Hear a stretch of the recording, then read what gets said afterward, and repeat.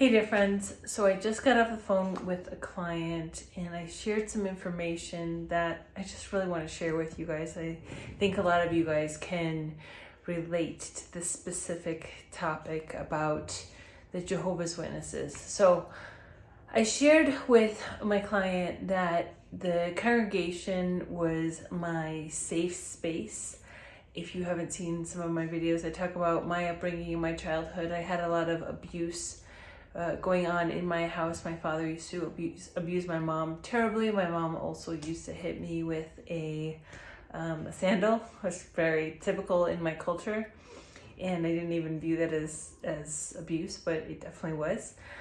Anyways, the Kingdom Hall for me was my sense of safety, my sense of just allowing me to zone out. I never really paid attention a lot since my ADD, ADHD, whatever is going on in my brain. I couldn't really concentrate. So it was great. I was in my own world, but the Kingdom Hall was my safe space because I didn't have my dad around. I knew he wasn't going to come in the Kingdom Hall.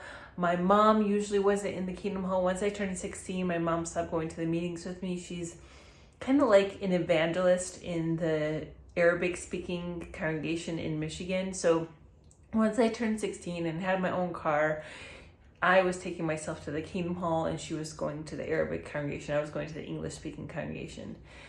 Anyways, I want to just bring out a very important point. I'm sure there are a lot of people like myself that the Kingdom Hall and the congregation was their safety.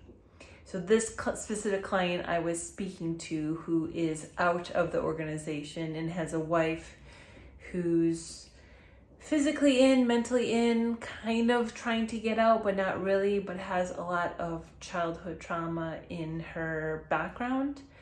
Another thing, the organization doesn't really talk about childhood trauma, doesn't really talk about any kind of trauma. The religion is kind of like this blanket, God is going to save everything, Jehovah's going to save everything, the paradise is going to save all of us.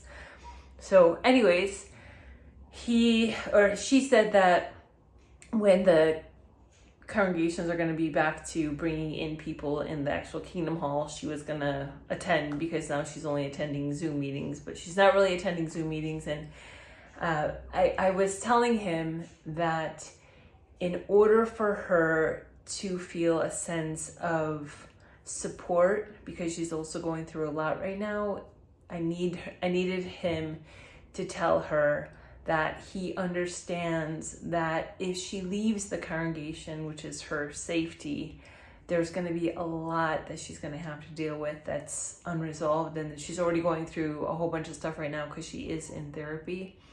So when somebody, and if you didn't see my other videos about trying to get reinstated, so I tried for 2 years to get reinstated after they disfellowshipped me with 4 letters, and again, it was due to feeling safe inside of the congregation. So I'm sharing all of this with you because if you have a sense of safety in the congregation and now you're having a little difficulty with your own safety, feeling safe, feeling that you can trust people, I know exactly where you are. I'm also here to tell you that healing is within each and every one of us. It starts with a baseline of self-compassion, just recognizing that the congregation was your means of safety and now you don't have that anymore.